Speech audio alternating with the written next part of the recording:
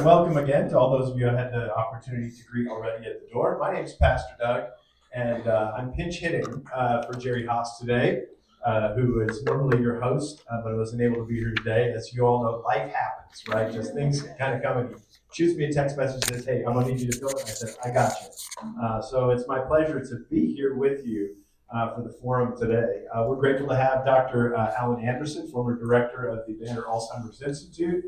Continues to do all kinds of work, and that's why he's here. But and I'm not going to get ahead of myself. But as always, these forums are recorded and are available on our church website as well as at our YouTube channel. So you can go look for us at UMCGV, and you can find the many different things that we have. There's lots of worship services there too, which aren't too bad. But the many forums that we have recorded over the last number of years, the beauty of that is that, you know, some of you may be sitting here and hearing this information and, you know, I really wish somebody was here with me, you know, a loved one, a friend, a neighbor. And that's the beauty of technology, is you can share the link. And you can, you can't make them watch it, you can't make them click on it, but you can be the one who maybe plants a seed or gives them a tool or gives them, something that maybe you found to be helpful. So if you find today's work that we do, the time we share today, to be fulfilling, and maybe you know somebody that it's would really impact or speak to their situation as well, we invite you to share the link. So. Again, I think you've got some handouts. I think you have a few more that come your way during the afternoon. But if you would, please help me welcome Dr. Allan Anderson. Thank you. It's great to be here. Unfortunately, I know it's a bit of a travel distance to come to Tucson, but one of the interesting things I'm doing is running a weekly group to kind of do some of the stuff that I'm going to talk about today, which is how to communicate with a spouse or family member that has Alzheimer's disease or some other form of dementia. Not all Alzheimer's, as you probably know. I will probably try to keep to no more than an hour, but it'll be a type of talk where I elicit some things from you. It won't be me just spilling on and on and on. That's why I didn't bring a PowerPoint presentation. So I always pick on people at the end if they fall asleep. I never pick on anybody in the first row, but I pick on a lot of the people that sit in the back row because they sit there because they want to fall asleep in some of these things. And I don't know, I remember sometimes, you ever have these memories that pop into your head? So I think I was about this tall. And I grew up in the Orthodox Presbyterian Church. My mom said, there's a special sermon going on Sunday night, a pastor coming in from wherever, and I want to take you to it. And he started his talk by saying, we Methodists, or whatever he was, I don't even remember, we believe in the 5 B's. Be brief, brother, be brief. 2.5 hours later, I was telling Mom, I'm running out of here if you don't get up and leave. So I'm not going to do that to you. Okay, now hopefully it won't bore you. My speaking style is I like to interact with the audience because otherwise you may fall asleep. The first handout you got, and now I know there's many people your age, my age, that don't use QR codes. So the website down at the bottom, you can get everything that's listed on there through that website. So if you went to that website and you wanted to listen to one of our podcasts, you would just go to the website and search Dementia Untangled. Anybody listen to Dementia Untangled? I want you all to do that. And does anybody use podcast apps? A couple people, yeah. But you can get it through if you had a podcast app, just put Dementia Untangled and it'll come up. There's over 100 of 30-minute interviews. I did one many, many years ago, not many, many years ago, but one of the early ones on sundowning. That's that deal where someone with dementia is more confused and sometimes more agitated at the later part of the day. Has nothing to do with the sun setting, because if it did, then there'd be patients in Alaska that never would have sundowning in the summer months, because the sun never goes down, right? We could talk about that later. So that's a resource for you. The next resource that my Vanna White person will pass out is, let's pass out that. And this is just more for your reference. We found this, I like to move around, by the way, just so these people over here get a chance to, I don't know, whatever, you know. By the way, I'm without a tie or sport coat. It's hot, but I came from the East Coast, and some of you are from the East Coast, right? And I'm just one of 2 doctors that I've ever met that wear a tie to work anymore. And I have residents come in, they train in fellows, and they'll come in dungarees, sneakers, and hoodies, or these tattoos. And I'm like saying, you're a doctor. And first of all, you're seeing people that are not from the generation that's how they expect a doctor to dress. But I hope you don't mind me being casual today. Too hot to wear a tie, maybe. So we're going to talk about like behaviors. Is there anybody here that came to hear the talk on the French wines of southern France? I got that loaded in my laptop, but you know, everybody's here to hear a little bit about dementia care. How many people are caregivers for someone with dementia?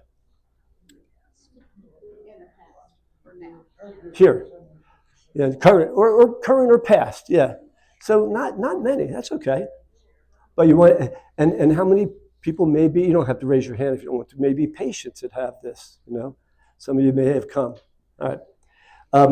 For the caregivers, I want to ask a couple of questions. And this is from a questionnaire that is called the Revised Scale for Caregiving Self-Efficacy. And Helen is going to include this in the notes that she then types up for the newsletter.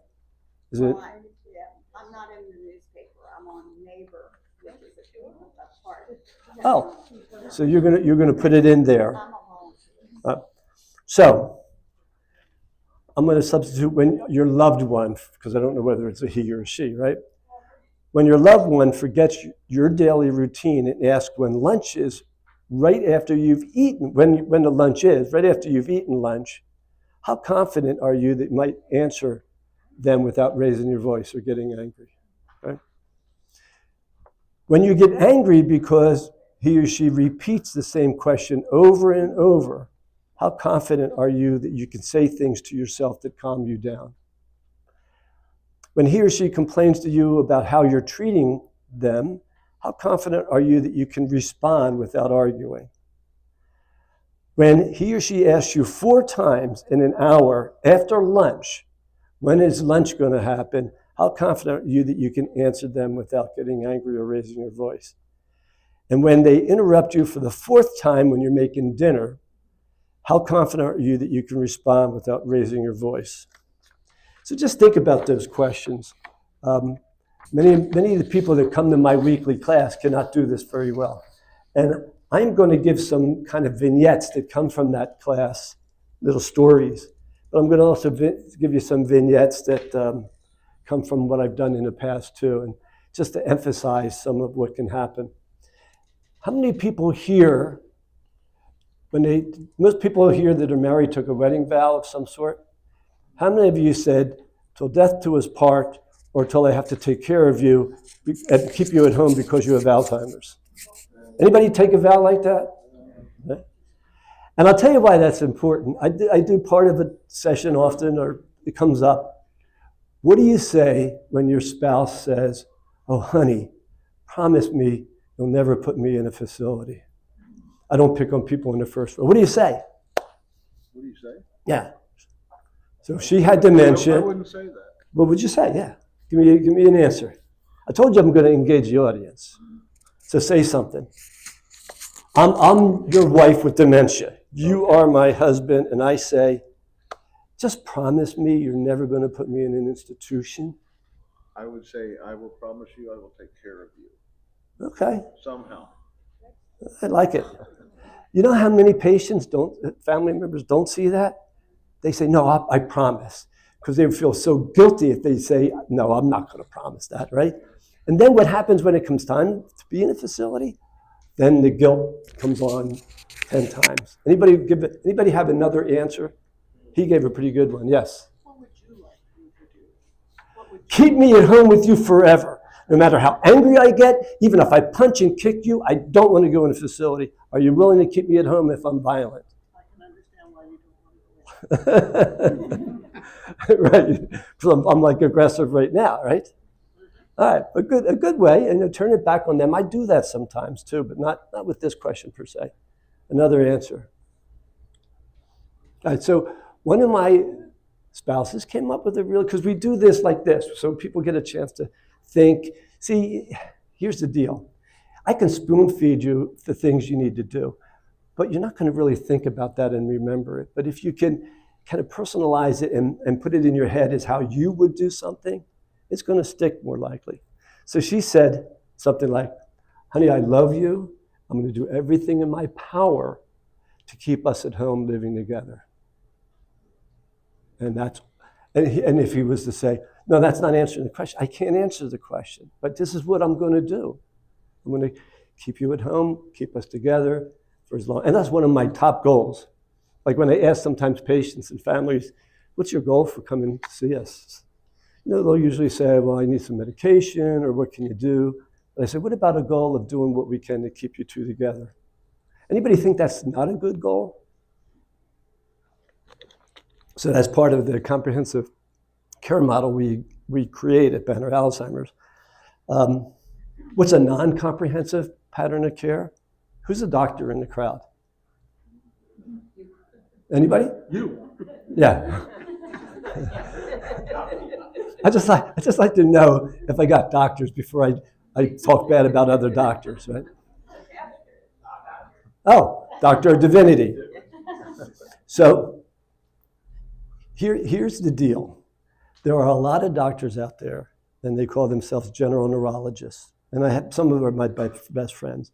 But they often take a position of diagnose and adios. That didn't come up from me, that's from a colleague. So here's the, I'm not picking on you, here's the outgoing message. Ma'am, this looks like you have Alzheimer's disease. Sorry that your sister has Alzheimer's disease, but I'm going to give you a prescription for some medicine. It doesn't work all that well, and it has some bad side effects, but there's not much we can do, and I'll see you back in a year. Now, how do you feel when you leave an appointment that's what you get? Angry. What a waste of time, right? First of all, a lot of time you come knowing that you have Alzheimer's disease. Not all the time, but a lot of time. So we don't do that at Banner, and the better places around the country don't do that. The better places think about the real comprehensive needs, including the needs of the caregiver. So to give you a story from my career, this many years ago, it's not uncommon that what happens is parents are aging and one of them has dementia, and it gets to a point that whoever's aging, in this case it was the man, the wife said, we got to do something different. Let's move down with our son and his wife. And what often happens is, they sell their house, they give the money and say, just build us something. And they build like a mother-in-law, father-in-law house next to them. So they're self-sufficient, they have everything they need. Well, that's what happened. And they came down because he wasn't getting violent, but he was just getting more verbally aggressive. So he was moving into the middle stage. If you don't know, Alzheimer's is about 3 to 4 years in early phase. That can go usually okay. 3 to 4 years in the advanced stage, which often can go okay for different reasons. And 3 and 4 years in the middle stage. Who was the teacher in the group? Helen? High school? Anybody teach middle school? That's the worst. That's right. Absolute worst kids, right? So that's kind of what this is like. That middle stage of Alzheimer's is a really tough stage because that's when a lot of these behavioral problems come about. So he was in the middle stage. I didn't know him at this time. So he's walking downstairs. She got up early and he goes in the kitchen. He looks at her and he goes, "Who are you?" Give me an answer. I'm your wife. Wait a minute. First, let's set things straight. I would never be married to someone as old and ugly as you. So stop telling me these lies and tell me the truth. Who are you? You got me. Let's give somebody else a chance. Who are you? Your friend. Oh, wow. Well, what are you doing in my house at 7 a.m.? Why are you in my house at 7 a.m.? Usually friends don't come that early. You know what? I came early to see you. Oh, well, thank you. You're a very nice lady. Nice response, too. So what did she do? she says, stands right up to his face, says, I'm not going to use any curse words because she'd get mad at me. She used the D word, not daggone it. But daggone it, I'm your wife, Edith. Get that through your thick head. What did he do? I'll call him Sam. That wasn't it. What do you think he did? Well, what might he have done? And I'll tell you what he did. He punched her, knocked her out. Oh my God. Right? Yeah, knocked her out cold. So sometimes I'll tell the caregivers, you're in a grocery store, right? And you're checking out. And some guy comes up that's maybe about the age that you could have a son, that age. But you've never seen him before. And he comes up and he says, Mom, I haven't seen you in a while. Give me a hug. And you've never laid eyes on this man before. Do you hug him?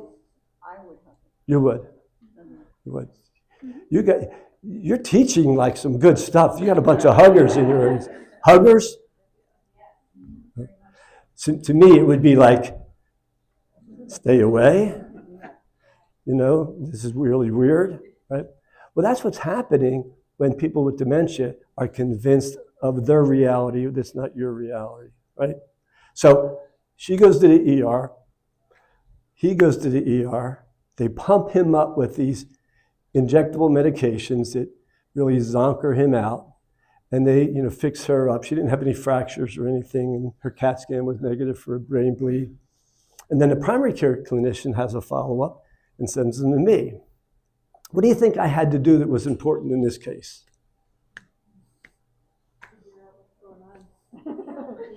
With who? With her. Yeah. So would it surprise you if she was very depressed?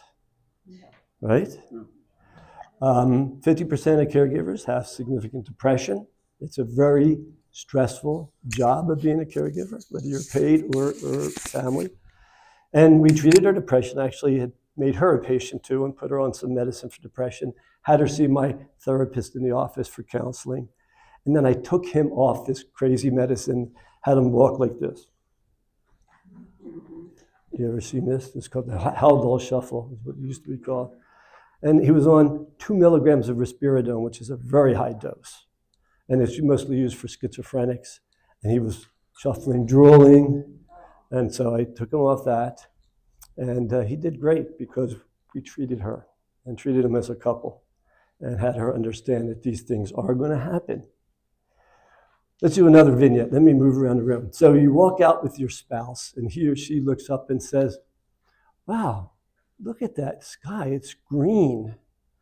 What do you say? I'll pick on him. How's that sound? What do you say? Yeah, it is green. Okay. Yeah, okay. But many of them want to correct, want to force reality back, shove it down their throats. Marge, you're silly. That's blue like it's always been blue. Now, does it matter a hill of beans, whether it's blue or green or chartreuse? No. So I even say, let's pass out the 10 Commandments. I always say, think about a compliment too. See, Alzheimer's patients don't get compliments. They're always told what to do, what not to do, and what they did wrong, right? Give a compliment. I'm going to give you an example of a person in my class that like really thought on his toes that day. But what you might say is, wow, that is cool. And then give me a compliment. Something like it's green like your favorite color. Yeah, that's your complimenting their choice of colors. Yeah. Compliment their observation style. Oh, That is a beautiful shade. I'm glad you pointed that out. Yeah, you're so observant. I'm glad you pointed it out to me. Good. And that used to be that is now commandment number 8. And is anybody offended that I have 10 commandments of caregiving? I don't know. No one ever said, you're stepping on Moses' toes here. No. So 8 says hand over hand. But if you have a pen, write in, give them compliments. So I'll tell you about the story. So I have this older couple. They're a gay couple. They've been together for 30 years. And I'm treating one of them. I'll use different names. Sam. I'm treating Sam. And Bob was going out on an errand. And he had been to about 3 or 4 of my classes and knew about how to do this better, right? So he's leaving, and Sam says, hey, Bob, you mind if I do a little trimming of some of our plants? Oh, no, that's fine. So he's out for 2 hours. One of the plants was a trellis of a vine that took him years to grow to the top, right? So he comes home. Did everybody have a copy? Are we missing some? You're missing? Well, you get a special copy. No one else does. No, I don't. Doug will make copies, he I said. can have Ian make some more copies. Who else needs one? We've got an extra here. 5 more? I'll save these laminated versions for the stars of the audience later. So what did he say when he returned home? First of all, what did he want to say? You know, yell, oh, you can't believe it. It took us 3 years to do this, and now you cut it down to a foot high. Right? What did he say? Wow, what a great job you did pruning. And then he went outside and screamed. Now, one of the tough parts, by the way, about being a caregiver is most of my caregivers have never been professional actors, right? And so it's great to say the words, but you got to also somehow dig down deep and make sure that the physical part of you is agreeing with the words, which is really tough to do, right? Actors, for example, have to sometimes be taught how to smile a genuine smile. Does anybody know how you know if someone's really smiling and not faking a smile? Their eyes. Eyes don't have the crow's feet. So some actors struggle to do that, and the ones that struggle have to think about something really funny so that when they smile on camera, they have the crow's feet. So it's always a common thing that you're a caregiver, you're burnt out, you're stressed, and now you're going to come in and say to this person who just ruined work of several years of growing, wow, what a great job. What does your face say? You know? And remember that with age, we rely less on the content of what we're told and the words and more on physical. So for that reason, another little tip about speaking to people with Alzheimer's is face to face. Face to face. And if you can, level to level. So now we're level. Now I'm not like the preacher standing up and yelling stuff down at you, right? You don't do that, I know. Or the judge. Judges always sit above everybody else. So this is authority, you know, and it's intimidating. If I get down on your level, then that's better, right? All right, does anybody at this point, I have tons of other things I want to say about some of these things, have a story they were willing to share? Yes. I was taking care of my brother who suffered traumatic brain injuries from Right. assault and was left deafened. He could only lip read, and he had severe vertigo, and he was in the stage he was dying. It wasn't exactly Alzheimer's, but close enough. And at that point, I had a few caregivers from hospice in the room with him because I was ordering medicine or something in the other room. And I heard him screaming, and I heard the caregivers yelling at him. They were very young, and I went in to see what was going on. They looked at me and said, he thinks there's a fire in the room. I said, if he thinks there's a fire in the room, to him there's a fire in the room, and he can't get out of bed. So I lip synced to him, where's the fire, Jimmy? He pointed out where. I went over, there's nothing there. I stomped on where he thought the fire was. I said, did I get it all? He said, no, there's another over there. I went and stomped on it.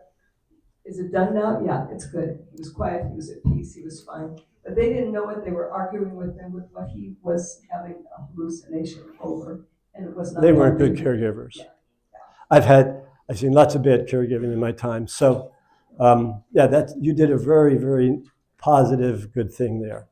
Okay, so I wanted to snowball or jump onto that comment.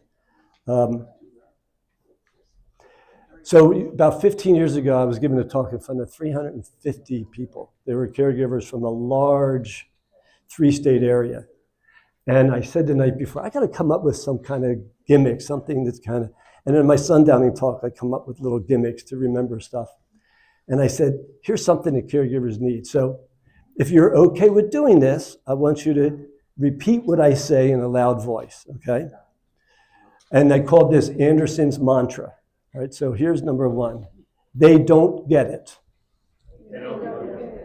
They won't get it. I can get it.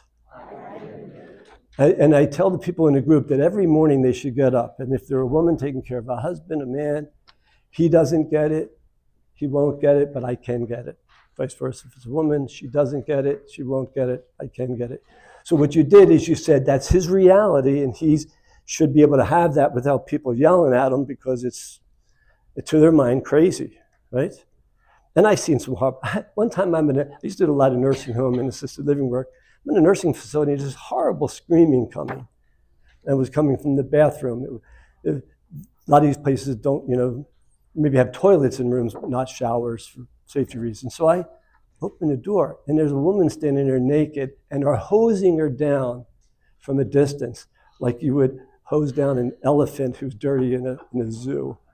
And I stopped. I said, I would be screaming if you did that to me. I said, have some empathy and some, kindness to not do that. It's, I have lots of stories. But to get on a story about they don't get it, he doesn't get it. Number one, commandment, take a deep breath. Why? Anybody want to tell me why to take a deep breath since you're smiling? Doesn't it kind of reset your parasympathetic nervous system or one of those systems? Well, hopefully it resets your mental situation where you say, I'm not going to say what I was going to say because it was going to be out of emotions. And if I say it too quickly, it's not going to have a good outcome in most cases, okay? And that's why I said the first thing you were going to say is likely not the best. My original commandment said the first thing you were going to say is likely going to be wrong. But sometimes you say something that's not the best, it still works. But I can tell you 9 out of 10 times, if you take that deep breath, it'll work. So one of the strangest times for me as a physician was I'm in the assisted living dementia program that I was running, or I was in charge of.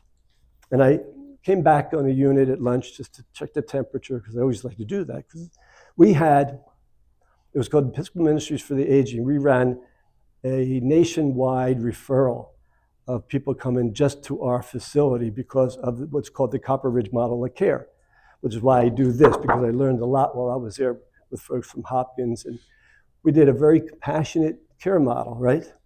So I'm walking in here and I look over and I go, oh my gosh, that's a doctor I worked with 10 years ago. 10 years ago, I was in charge of behavioral health in the health system. He was in charge of emergency room. And so immediately he recognized me and he looked angry, red-faced, tense muscles. And I knew this guy was strong. And I didn't know he had dementia because all that happened after, the 10 years that we didn't, meet regularly. So he called me. He said, Allan, come over here. And I went over, and this was in the general room where they ate and congregated. And I said, and I'll make a name up, I said, Jim, boy, you really look angry. Yeah, I'm very angry. I said, let's not talk out here, other people, families. Let's go into a side room. So literally, I sat, you're going to beat them. I sat right about like this, because I wanted to be face to face, not down. And I said, can you tell me what's got you so angry? Now, I'm already forming hypotheses in my head. What do you think my thought was? He's sitting in the general room and he looks angry. What do you think my first thought was? And it's a hypothesis. I just want to start thinking what's going on in their mind. Maybe another dementia patient came up and hit him, took his baseball cap. Maybe a nurse said something that was inappropriate, which happens a lot. Or a CNA. So that's what I'm thinking. This is what he says to me. And he doesn't use the nice word, he uses the F word. He goes, why are you screwing my wife? Boy, did that send me shocked. First of all, I'm sitting next to a guy that's very physically okay, who just accused me of having sex with his wife. So what did I do? What was the first thing I did? No. That would get me, I'm going to go over that, right? What's the first thing I did? Because that's emotionally what I wanted to do. Yes. Who said that? Oh, you're going to get one of these copies. Take a deep breath. Because if I had said that, if I said, no, I would never do that to you, then I might have got hit. Or he might have said, well, not only are you an adulterer, but you're a GD liar. Pop. So I didn't say that. But I wanted to say that. I wanted to defend myself. That's a natural tendency we all have as human beings, is to defend yourselves. But if you can think about something that can cut through that. So, one of the 10 Commandments that's important for this case is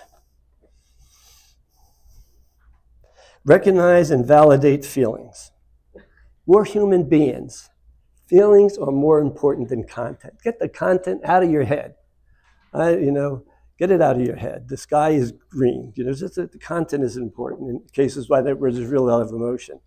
So I said to him, well, that's right, you're over here. I said, Jim, I really can understand how angry you would be thinking that. And he said, I'm enraged.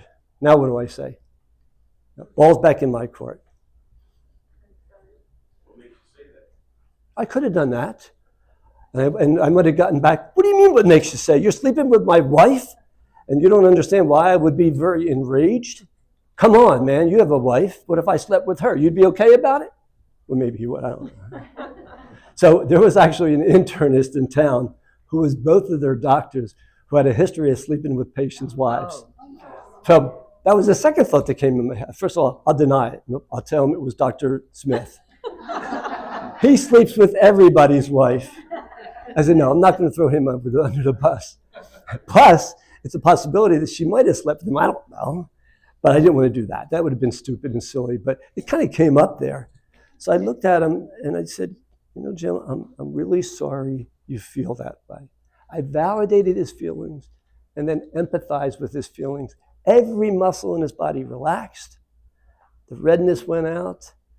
And what did he say back to me? Just take a guess. Thank you. He was on our unit 6 more months. And I would go there Monday through Friday in the morning and lunchtime just to kind of check on things. My office, outpatient office, was on site. Never, and then his wife moved to be close to the children and found a place for him closer. 6 months, it never came up again.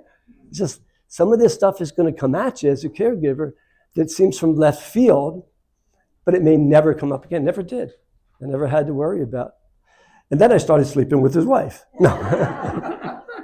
No, believe me, I followed that 10 Commandment very well. First of all, I'm married to a woman from Puerto Rico, and it would be very dangerous to,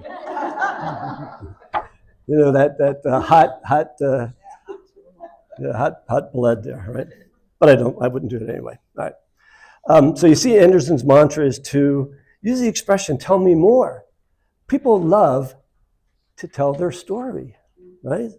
And sometimes if you just say, yeah, tell me more about that.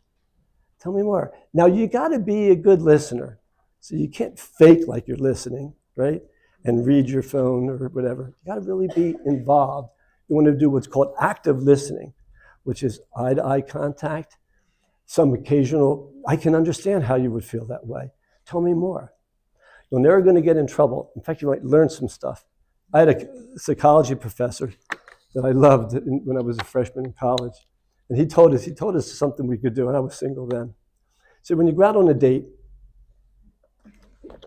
if you take a date out and you want to learn more about him or her, act like you have no interest in them whenever they talk about anything, but when they talk about themselves or their family or what they do, act like you're the most interested person in the world. So they're talking about, let's say, the weather, and you're looking at the menu. Right? Then they change and talk about, what they do for hobbies. And when you put it down, you're like very interested in them, right? And he told us, if you do this, and I tried it out, and by the way, it works. You will learn things about that person by the end of dinner that you didn't even want to hear about. Like maybe they were an axe murderer and and hit their grandmother with an axe. I don't know. You'll hear stuff that they would never tell anybody, but they are so comfortable with this human being sitting across from them who really wants to learn about them that they spill the beans. And in medical school, we did an interesting kind of, I didn't set this up, but we used to have these big classrooms, 200 medical students. And some of the professors, you had to sign in because we used to skip a lot of these classes, right? And so this microbiology professor he would roam like I do on a stage, but every once in a while he'd go up to the lectern and he'd put his foot up and he'd lean and talk to us, right? So somebody came up with a classical conditioning exercise. You know what classical conditioning is, psychologist. So every time he walked around the stage, people would pick up the New York Times and read it. Some of the women were like to knit during classes, and they would just concentrate on their knitting. Other people would look at their phones, and every time he walked over and put his foot on the lectern, we would all like stop what we were doing and pay attention. He went from walking to the lectern 10 times to walking about 100 times in that class. Because someone had measured how many times, said, we're gonna, and we told him, somebody told him the results. He was livid. But people want to have someone interested in them. And when you're talking to people that don't look at you, don't engage with you, and are interested, but so we were, that's a very important human need. One of Maslow's top needs is connection with other human beings. And never ask why or question their memory. So many people do that in the initial session. Like, I'll ask a question and they can't answer it. And I go, come on, Bob, you know the answer to that. Come on, just think. It'll probably come to you up here. No, it won't. Remember, he has Alzheimer's disease. It's a memory disorder. Please stop what you're doing, right? But they do that at home all the time. Why would you? The example I give, I said, here's the deal. You have friends that you do things with on occasion. Yeah, anyway, so this is what I say. I say, look, imagine I have a friend named Rick, and Rick has one leg. Would I go into Rick's house and say, hey, Rick, let's go out for a jog? Stupid, wouldn't it? Yeah. I do know there was that South African guy that run races on 2 artificial limbs, but my friend Rick doesn't have those. So why would you keep pushing a dementia patient to come up with answers of a part of their brain that doesn't work? Make sense to everybody? Never argue. 26. This is the ABCs of avoiding arguments. Now, this came about in our group. Hella Brand, who retired a few years ago, great friend still, she and another one of our treating clinicians came up with an idea. Let's find all the different ways you can avoid arguing, right? And they said, well, how many? Well, if we come up with 26, we can put a letter to each one. So this is the 26, the ABCs of avoiding arguments. Because look at number 6. You're never going to win an argument with the person living with dementia. Now, you might, but you'll lose a lot of them too, right? Throw negative comments out of your vocabulary. That's tough. Don't do that. Stop it.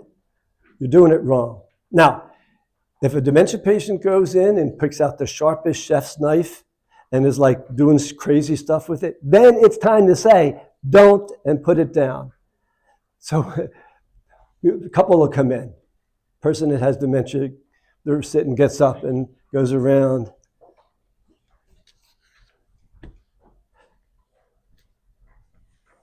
Ooh. Yeah, ooh, yeah. Yeah, wow. There's nothing in it. Oh, nothing? Man, it weighs about 10 pounds. So what do you think the spouse is saying? Mary, sit down, don't touch that. I say, there's no Ming Dynasty vases in this office. If they want to get up and explore the office, what's wrong with that? There's no harm done, right? But they want to correct them. They want them to be the social person they were before dementia. It's just not going to work. Anybody ever see Teepa Snow? Yeah, she does a lot of this, doesn't she? Yes, sir. This is kind of a cute story. My wife and I have just went through this with... Wait, hang on. Just say a cute story you're now going to tell. Can I tell a quick story? Yes. My wife and I just went through this with her mother and my sister in the last 5 years. And her mother was, one day Sue had been taking care of her so much that she had did something, and she said, "Now, Mom, you can't do that, you know." Mhm. And her mom just looked at me so serious, and she said, "Does she talk to you that way?" And I said, "Yeah, Vivian, just go with it." And she goes, "Okay." And that's just all there was to it. You know? So you're one of those son-in-laws like me. You got along better with your mother-in-law than your wife did with her mother. That's not uncommon. Yeah, I want to do a website at some point because years ago I paid for it. I pay yearly. Yeah, just if anybody needs to leave, just head on out. I won't be following you and giving you a ticket or anything. No. you look like great people. Thanks for coming. Now, where were we? Well, I had a comment. See, this is what happens when you get older. It's not memory, it's focus and attention. How many people in here would like to fix these problems? You go into a room, I don't know why you came in the room. You go back to the kitchen and it hits you, right? Or how many times have you put something somewhere and said, "Where are my keys?" Because you didn't put them in the usual place, right? I will tell you that that's a normal aging, it's not Alzheimer's, and you can fix it. Anybody want to fix it? So there's a great book called Ageless Memory, and it's going to improve memory only because it's going to improve your focus and concentration. Say that again. Ageless Memory. And I'll tell you the author, Harry Lorayne, and it's an unusual spelling, Lorayne. So, back when we had paper charts, I would show this as an example of this technique. And my phone was there, and I'm talking, and I put my chart on top of the phone. When I was 30, that image would be just automatically sent into my brain.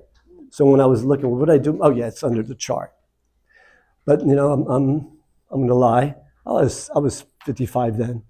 I'm not now. So I made up a goofy story about the phone. So this is what ageless memory is about. Using something that we lose with age. It's called imagination. We don't use our imaginations. Come up with something that's ridiculous. And actually, it was probably 20 years ago. To this day, that image is in here. Anybody think of what image I might have of putting my chart on top of my phone? Come up with something silly, something that sounds crazy. You put it to bed. Put it to bed.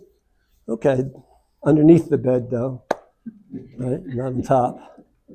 Okay, how about another idea? Just to have me never forget if I put my chart on top of a phone. So here's my image. There was a grave, and there were charts that were alive, that had a chart body, but they had arms and legs, and they were shoveling dirt into the grave where my phone was. Honest to God, I made that up 20 years ago. That image will never leave because it's so bizarre. See, we store images much different than we store words, stories, and events even. Images sometimes can stick. Procedural memory sometimes sticks. What's procedural memory? You rode a bike when you're 12, you didn't ride it for 10 years. You know how to ride a bike. You get on it at 22, you ride a bike. I've had middle stage dementia patients who were piano teachers and played in groups sit down and bang out a beautiful little bluesy song on the piano because it's not remembering events, remembering things you experienced. That's what Alzheimer's people struggle with. So for instance, when I'm seeing a new patient, I'll say to the patient, "Hey, by the way, what'd you have for dinner last night?" 95% of the time they have no idea. All right, so let's check the audience. Who haven't I picked on? What'd you have for dinner last night? A salad. Well, but come on, you got to be more descriptive. What kind of salad? More or less a chef salad. Uh-huh. What was in it? Lettuce, tomatoes, probably a little avocado, mushroom. Probably, or was it? What's your memory? It was, okay. Probably. I put avocado in it most days, but this day I didn't. So, and what'd you have to drink? I had a beer. Okay. Ooh. Well, that's good. I like wine with dinner, but beer's good too. So normal people would clearly remember it. Now, did you sit down to eat and say, my gosh, I better remember everything I'm eating because someone's going to ask me that the next day? Right? But an Alzheimer's patient experiences the dinner but has no recollection because they never put it into memory. Alzheimer's is a disease where there's trouble putting things into memory. Other diseases like vascular disease and Lewy body, they have struggles getting it out of memory. That's a little easier to treat than the patient who doesn't put it in memory because it's never there, right? Last night, or today, my wife asked me, what did I have for dinner last night? She had no idea. Yeah, and what would have been a bad thing to say would have been, well, you were there too, so what do you remember, right? That's, again, asking an Alzheimer's patient, which is their poorest ability to remember. I had the same thing as you, honey. What, remember? No. Just tell them what you had. And that's the other thing. How many people who are caregivers just get tired of, oh my gosh, this is the 10th time they've said that. This is the 10th time they've asked. So my daughter, from her first year she went to Penn State, competitors, right? She's home for the summer. My mother had this disease. I'd come down to live with us for the summer. And she calls me, I'm at work. She goes, Dad, I can't take it anymore. I go, what? Grandma keeps saying the same thing. And I keep telling her, Grandma, you told me that 5 times, 10 times. And she keeps repeating it. I said, Olivia, you're going to learn a lot about Alzheimer's because this is very common. And you just got to answer her, even if it's hard and it takes effort. And that's what I tell people, just answer. You're going to get in trouble if you do anything other than answer because they're going to have no idea that they asked that 9 other times. But I can't tell you how many times caregivers, it's hard to deal with this. Again, you've had 50 years where communications went pretty well. And now with this disease, all the things that went well don't work well anymore, right? And like there's one thing that my wife even says when I look for stuff that I have to look at her and say, really? I say, I can't find my keys. Have you seen them? She goes, go to the last place you put them. Oh, I didn't think about that. She stopped doing it because I said, please don't ask me to go to the... But I read the book, and by the way, my ability to remember where I put things is like completely there now. Because I'm about the same age as many of you. And this stuff goes with age. All right. Question. Yes. The author's name of the Ageless Memory? Harry Lorayne, Lorayne. Lorayne. I read his book in 1972 when I was in high school. That dates me, I know. How many people graduated in high school in 72?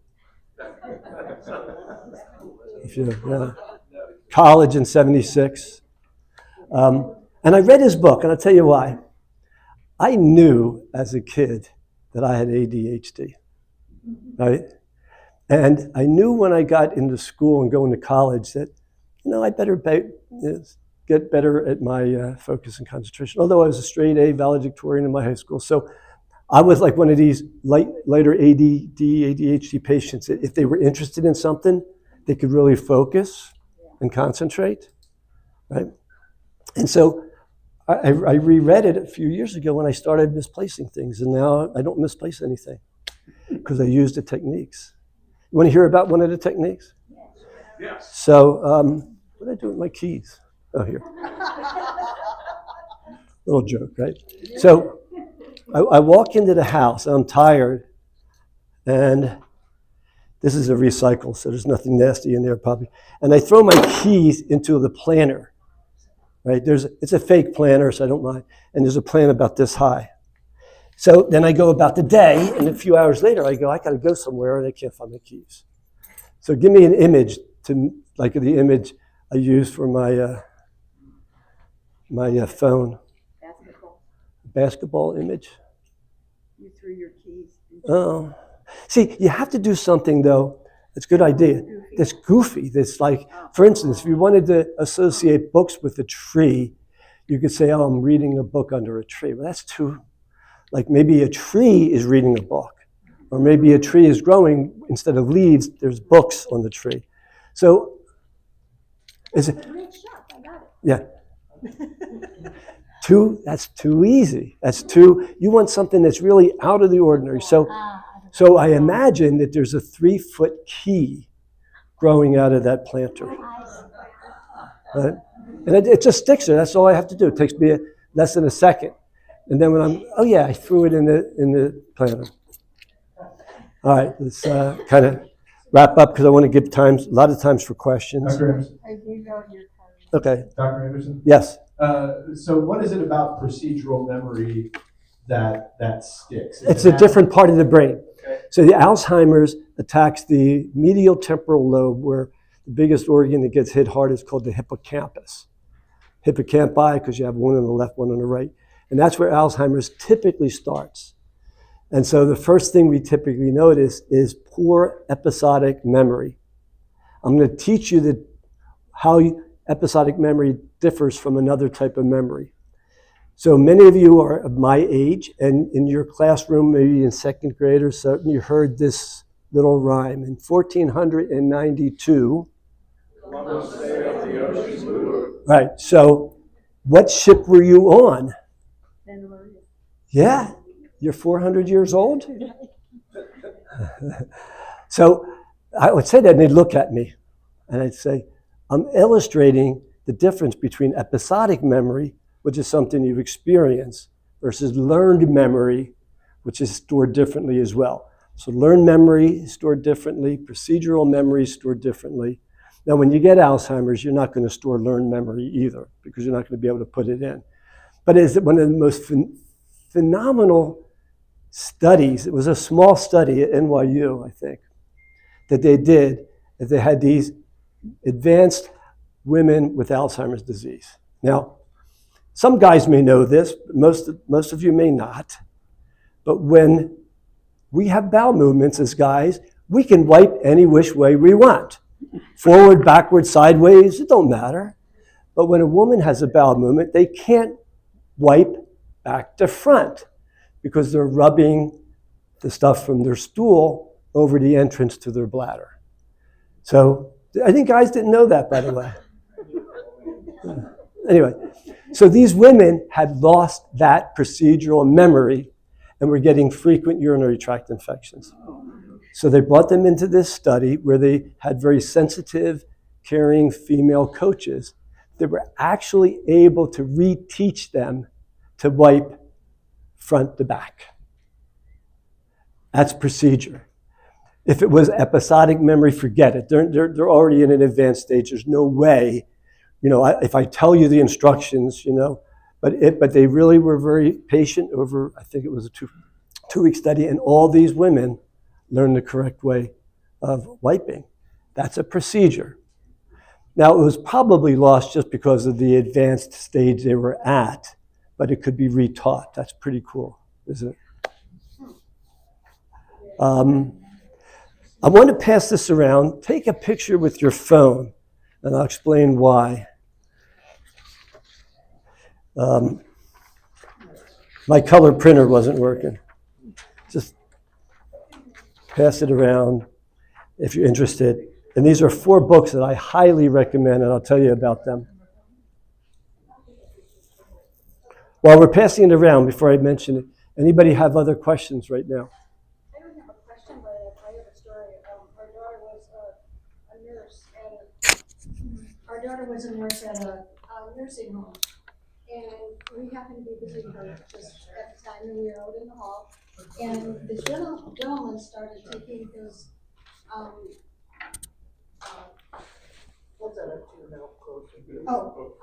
he was trying to get out of his wheelchair. Uh-huh. And she said to him, George, why do you want to get out? And he said, it's time to milk the cows. And she said, she made a point of looking at her watch, and she said, oh, George, it's too early to do that. You can wait a while. Sat right down and it was just fine. Yeah, and if that works, great. Sometimes it won't work.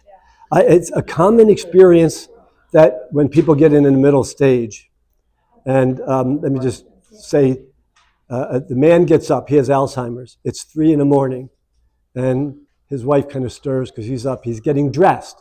Why is he getting dressed? Time to go to work, right? But he'd been retired for years. And so the bad thing would have been to say, George, you don't work anymore, get undressed, come back to bed. So you have to kind of go with the flow. But that's a common experience that they have. Sometimes this stuff backfires.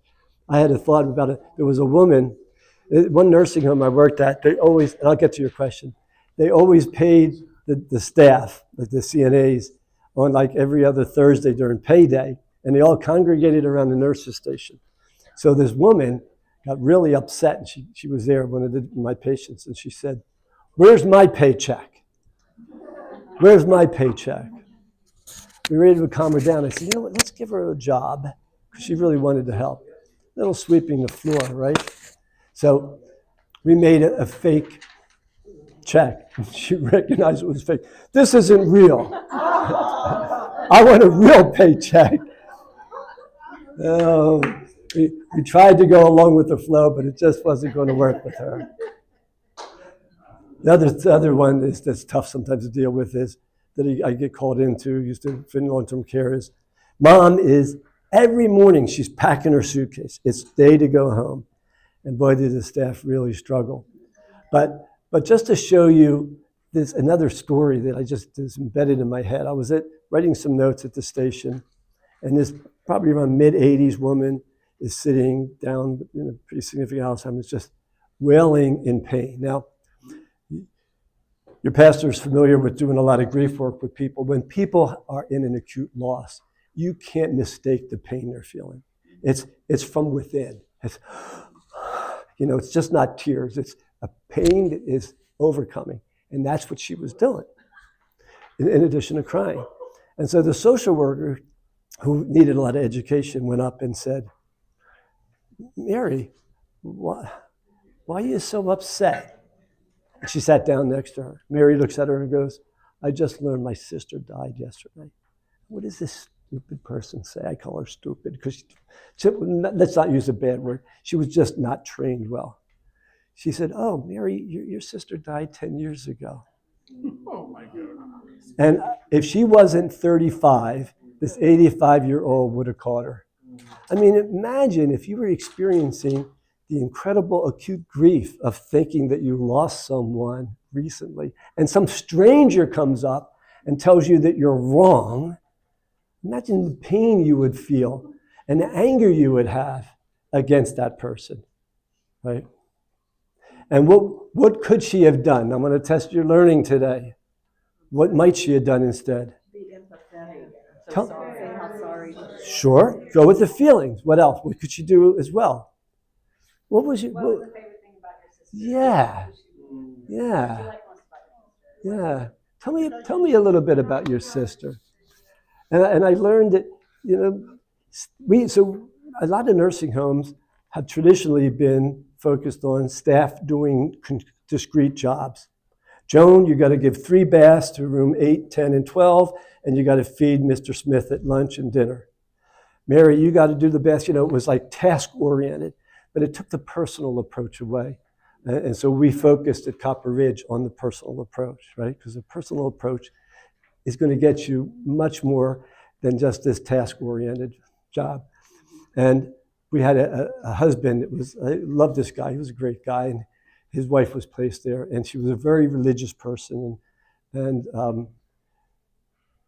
he came up to me and he said, "Dr. Anderson, these staff know nothing about my wife, and I'm not happy about it." So I told him to make a 10-minute tape. I'll talk about your wife, who she is, where she came from, how did she, what about her life, what were her hobbies and interests.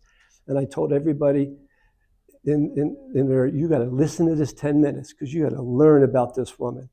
And I would be very upset when I would do rounds and I'd say to one of the CNAs, "Oh, tell me about Mr. Smith, who was admitted a month ago, and she's been working with." "Oh, well, Mr. Smith has dementia." "Okay, well, we are a dementia unit, so that's a good thing." "Tell me something else about Mr. Smith." Well, he's old, okay. Most of our dementia patients are old. They knew nothing about the person. It doesn't take you long to find out about people because they want to tell you their story. So what was your sister's name? What did you like most about her? You know, was she one of your best friends growing up? Tell me about her. And then you stay quiet and do some good listening. Yes? I don't know if I missed what is the hand over hand thing? Yeah, you didn't miss anything. I took it out because it's a TIPA snow technique, and I'm going to publish some of what I do in this group. And I didn't want to include something from TIPA, so I'll teach you the hand over hand technique. So if you have Alzheimer's disease, and I want to connect with you, first of all, what am I going to do as I approach you? Get down to my level. Right, but before that, I'm going to stop. I'm not going to do this. Sure. Right? Yeah, right. Personal space, which varies culture to culture, right? About 6 feet away. And I'm going to say, what's your first name? Bob. Really? Yeah, that was yesterday. I use a lot of Bobs in here. I thought you were just going to go with Bob for the heck of it. That's my middle name. So, Bill. Oh, it's nice to see you today. Now, why do I do that? Peripheral vision. Peripheral vision. What? Peripheral vision. Yeah, so it has something to do with peripheral vision. It has to do with their vision goes to where the sound's coming from, if they have good hearers. Bill, can we talk for a minute? It's great to see you, Bill. Now, what I did is I went down from HIT, and the peripheral vision's good. In middle and late Alzheimer's, the peripheral vision's very narrow. Like, I can look at this camera guy, and I can see both of my fingers wiggling. I'm not looking at them. But when you get to dementia, that gets smaller and smaller, and by the end of the disease, it's like this big. So if I came up, if you'll stand up, Bill, we'll call you Bob. If I come up to Bob, and I come to shake his hand, he won't see this hand until it's like almost at him, which could be very frightening. Bob, nice to see you. Now I'm going to do the hand over hand technique, so watch. I will tell you that so many people struggle with doing this. Here's the shake. I go here, and I go there. All right? Shake, here, here. Now, I'm doing that for two reasons. Any girls here tomboys? Any kids? Yeah? Did you ever have to arm wrestle with a brother? So all us guys arm wrestled, whether we had brothers or guys down the street. And who wins the arm wrestle? The guy who's on top. So I want the patient to be on top. I want them to be in control, right? Now, the nice thing about the hand over hand, if I squeeze knuckle on knuckle, that could hurt, especially who doesn't have some arthritis when you get to be 60, right? So this one, I'm squeezing on this larger than typical, by the way, this large muscle called the thenar muscle of the thumb. So if I squeeze and pump here, I can get his attention without hurting his knuckles. So that's one nice thing about the hand over hand. He's in charge, but I can lead him places. Let's go to the cafeteria. And I can have my hand up here. Now, who are you with? That young lady? Hand her your stuff. So we're going to the cafeteria, and suddenly I note that you're getting a little upset with me, and I see your left arm. You're going to do it slow motion, ready to do a left hook. And it's so easy to move out of the way, right? Because I got a hand up here, and I can move out of the way. If I'm walking like this, I may never see what this hand does. And I was in the ER one night when a dementia patient came in, very agitated. Just stay put, Bob, you're not free yet. And there was a tech in the ER who said, oh, that's my uncle. That's my Uncle Bob. I'll help him. Well, Uncle Bob sucker punched nephew out cold. Oh my God. Partly because his arms were completely free, and the nephew got very close and didn't see this. This would be a right hook, a right cross, whatever they call it. I didn't box. Did you box? No. No. Don't start. No, I won't. And he didn't see it coming and knocked him out cold. So when you do this hand over hand technique, you can lead people around. And if they were to look like they would get upset, you can stay away. But you can also do something else that's cool. Hold on a minute, Bob. You'll be free in a second, trust me. I trust. So let's say Bob's been struggling with brushing his teeth. So I got my pincer, the two important fingers. You can lose these three. I'm not saying you go to a bar and lose them tonight. But These are the important ones you need. Your pincher, your thumb and your pincher, or your index finger, right? So I can do lots with this. I could color his shirt, no. But I could say, Bob, let's help me to get you undressed. And I can go up and I can unbutton things, and he thinks he's involved in the activity, right? Let's say he doesn't brush his teeth. I'll put a toothbrush here, and I'll say, yeah, and then I'll end up sliding it through and let him finish the job, okay? Let's say your wife doesn't really brush her hair well. Again, yeah, you got a little bit up there.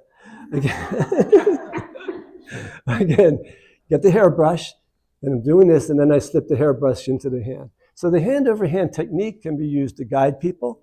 It's a great tool to introduce yourself to someone that has dementia. You got to see Bob. You did very well. You get, wait a minute. You get a laminated copy. All right. So I'm not stopping, but does this kind of thing help you as you think about dementia? That was really good, thank you. You know, and unfortunately, many of my Green Valley patients feel like it's too far to drive once a week, even though they may only get 4 weeks worth. But and the other downside is, if you had someone, there's someone here who's a patient up there, and they're not a patient up there, they can't come to the group. And the reason is, the group is for the spouse, but it's billed under the patient's Medicare. So Medicare, finally did something sensible. They introduced a code that I, as a doctor, can use to do this group training to help caregivers behave themselves and do the right thing. Or a comment.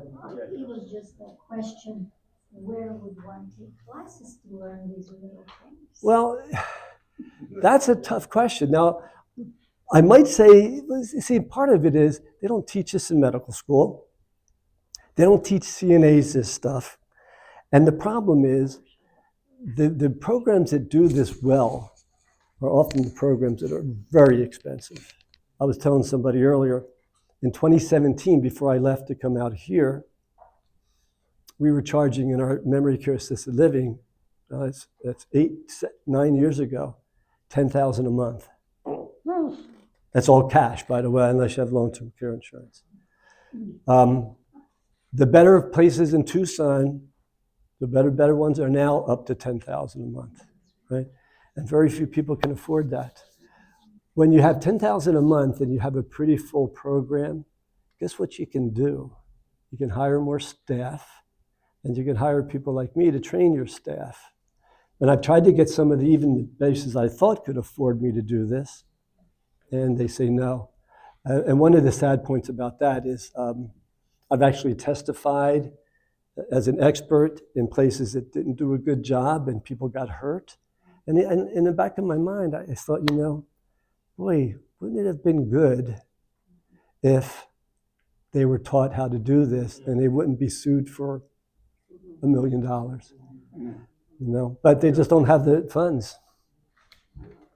When I was younger, I can probably hear me. When I was younger, it was always Alzheimer's. Younger than 50, you mean? Just under 50. It was always Alzheimer's. I mean, I remember my mom. Oh, that's different from what I remember. I remember it was hardening of the arteries. Yeah. No one ever used the Alzheimer's name. It was hardening of the arteries. Where did dementia come from? Well, initially it came from 1906 when Dr. Alzheimer's, who was a psychiatrist, treated a woman that came into the institute who had delusional beliefs. She thought her husband was trying to kill her. She was delusional. She was only in her 50s, so she had early onset. And no one knew what she had. Dr. Alzheimer's picked her up. Actually, what was kind of interesting is she had a delusion that Dr. Alzheimer's was going to cut her open. That was part of her delusion. Well, he did the autopsy. That was the day when psychiatrists were real doctors. They treated patients and they did their own autopsies. And he saw these microscopic changes in the brain and wrote about it. And 2 years later, a colleague said, we got to call this disease Alzheimer's disease. So it wasn't even known per se there was a disease of the brain until 1906. And then it went in hiding for a long time. You didn't hear much about it. when you look at the studies on Alzheimer's disease, they were almost non-existent until about 1970s or 80s, right? And so we mistakenly called a lot of this stuff hardening of the arteries or senility. It was really Alzheimer's disease. So it's been around, officially labeled in 2008 by this friend who said we're going to call it out. And gone are those days. There's never going to be an Anderson's disease because they just got tired of these narcissistic doctors putting names on like the Kennedy Center. No. So maybe you've already explained that dementia is the umbrella term for Yes. all of the cognitive change. So how did dementia become the umbrella term? Maybe you know that? Oh yeah, because dementia was a term that described cognitive deficits or defects that occurred with aging. If they occurred at birth, then they were called in the past mental retardation, and now intellectual disability or some sort of brain damage. But yeah, you survived childhood, teenage years, and now you're an adult, and now you have new cognitive changes. So what used to be a term for what you described was dementia pugilistica, and it was often used with boxers who would just take too many shots to the head. Well, we do now know that it was CTE. They had CTE, but they didn't call it CTE because no one did the studies to show the damage that was different than what they thought. So dementia is the umbrella term. And all dementia means is in your adult years, you lose some cognitive ability. That could be language, memory, concentration. That could be abnormal perceptions. And that's what dementia is. And then under the umbrella, the most common is Alzheimer's, about 2/3 of all patients. So I used to joke and say, I can be right 2/3 of the time just by telling every patient, you got Alzheimer's. But I'm not going to do that because we want to be able to pick up what's the other third. The second one has pretty much been thought of as vascular dementia, which is not a brain disease. So you have neurodegenerative diseases causing dementia. That's Alzheimer's, Parkinson's, dementia with Lewy bodies, frontotemporal dementia, and some rare forms. And then you have vascular dementia, which is a disease of the blood vessels. Just like, coronary artery disease is a disease of the blood vessels in the heart. So what's kind of great about that, when I have to give that diagnosis out, if I believe that's a diagnosis, is if they do all the right things, that may not progress. Whereas all the other things I mentioned, frontotemporal, Alzheimer's, Parkinson's, Lewy body, they're going to get worse over time. They're a disease of the brain cells, right, of the brain, not of the blood vessels. By the way, when I give talks on preventing dementia, this is how I start to talk. I'm going to tell you all these cool things you can do that maybe would prevent you from getting dementia, but none of you are going to do them. Because you're not.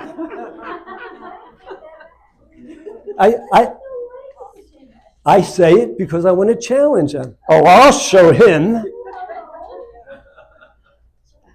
I do, I say, but most of you aren't going to do it. Because if you would do it, who eats it? You don't raise a hand, but who eats at McDonald's, Burger King, or any of those places? Haven't eaten there in years. Yeah, decades, right? How many people are exercising and getting their heart rate up 3 to 5 times a week minimally? Right? How many people are lifting weights? Yeah, and that's important too. But you don't have to like be pressing a barbell with 400 pounds on it. You can use bands, you can use light dumbbells, but that's actually even good for bones. And recent data says good for the brain too. How many people are making sure they sleep well? All right. How many people have sleep apnea and they don't use the CPAP? It's now known as a risk factor for Alzheimer's. So if you can't tolerate the mask, you might ask the doctor about Inspire, because a lot of my patients that can't, and I would be the same. I don't have sleep. I would pull that mask off and probably never use it. And I didn't even know I pulled it off until I woke up the next morning. So, yeah. Can we do one more question, right? So, if you're diagnosed with mild cognitive impairment, Yes. you have an MRI, and there's vascular damage Yes. in the brain, deep in the brain, and you're doing all the things that you just said to keep it that way: exercise, sleep, eating healthy. Socializing, religious belief helps. Yep. Go ahead. All of that. Yeah. Okay. When does it get a diagnosis of dementia? Well, great question. So mild cognitive impairment is sort of a stepping stone for many patients from normal age-related changes to something a little more to then eventually Alzheimer's. But not everybody with MCI, mild cognitive impairment, will progress to Alzheimer's. And MCI has different forms. One is an amnestic form, which is a lot of memory problems. Those more commonly go to Alzheimer's disease. The other is non-amnestic, where it involves other brain functions. Those more likely are due to vascular, okay? But if every one of you had an MRI today, 80% would have some of these white spots in your brain, okay? Very common. It's how much is in there. That, you know, if it's mild, it's not probably affecting you. If it's moderate, maybe, but if it's severe, yes. And so we would try to help those people with lifestyle changes that might keep that from getting worse. But I would tell you that some of it is genetics, you know, and predetermined by your genetics. And my first case as an intern was a 42-year-old guy that looked not a bit of fat on him. He played lots of pickup sports. He was playing pickup basketball. Actually, I like 32. And he felt some chest pain. He went home, took some Maalox. And his wife was worried, but middle of the night, he says, I got that pain back. I'm going to take some more Maalox. She said, you're going to the hospital.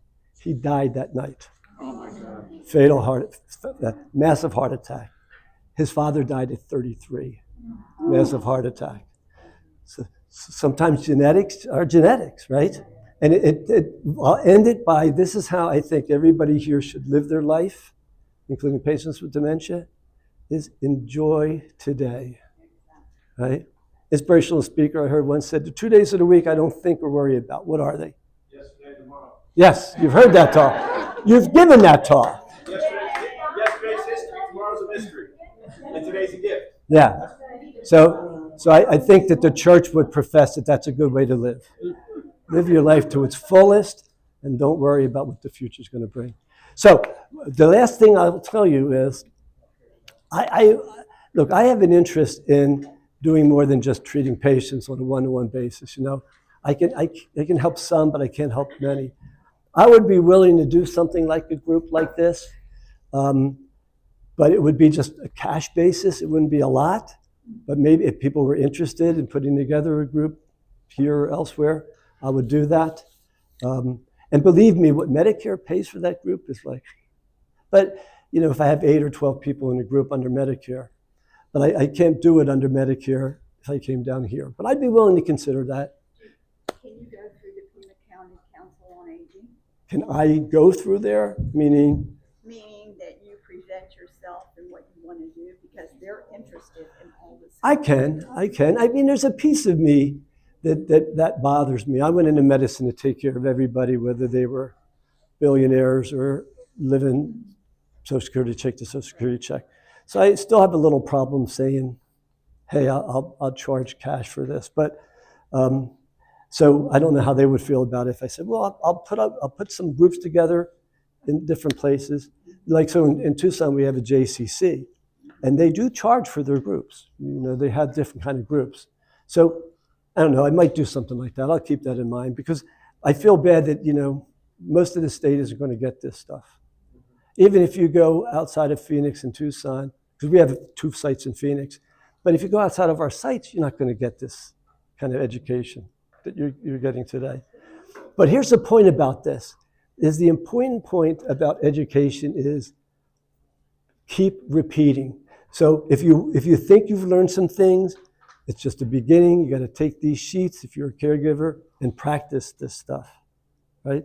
And I tell people to do that sort of as an assignment from week to week, because practice makes perfect.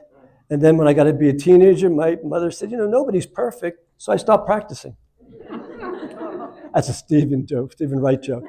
But really, repetition is the key to education, right? You want to help me thank Dr. Anderson? So we'll be around for a few more minutes. If you have a few questions, you want to ask it. Yeah. Just a reminder, thank you all for paying close attention and being here on a Tuesday. you know we normally do these on a Thursday, but we adjusted our schedule accordingly, and so thank you for reading your email. I appreciate that. You'll watch for future emails from Reverend Jerry Haas to let us know about upcoming forums.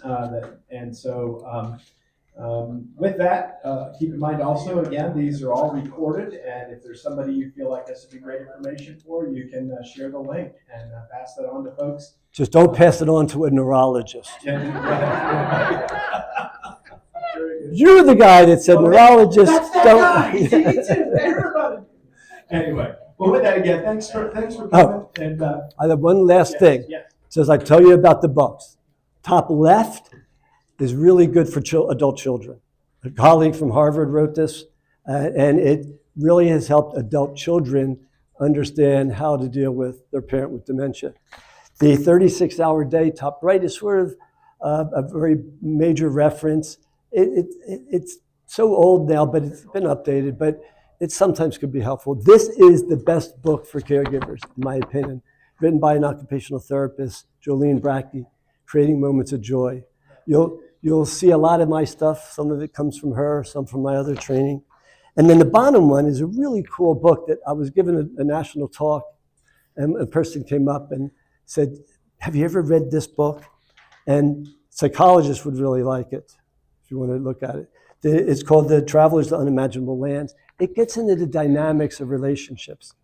And for example, you know, if you like those kind of movies, like I'm trying to think of the one where the kid dies in a sailboat and the mother, Mary Tyler Moore, blames the younger kid, should have saved the brother.